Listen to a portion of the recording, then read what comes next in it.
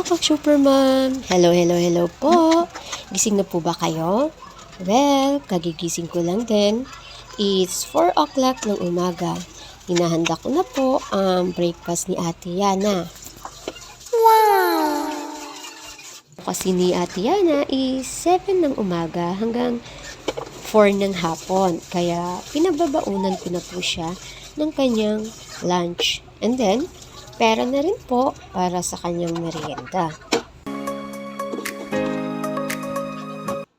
Ang next kong ginagawa, pagkapasok po ni Ate Yana sa school and si Daddy naman sa work, naglalaba po ako.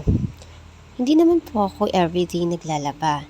Bawas-bawas lang po sa tambak na labahan. After yung laba ko, prepare na rin po ako sa aking sarili para pumasok na rin po sa work. Actually, malapit lang din po ang daycare namin sa bahay. Sana all.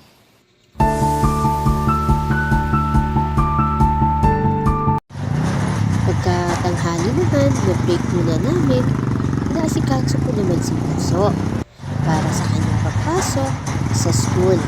Panghapon kasi ang pasok niya. After po naghatid ko kay Bunso, bumabalik po ako sa daycare kasi po may pasok pa kami.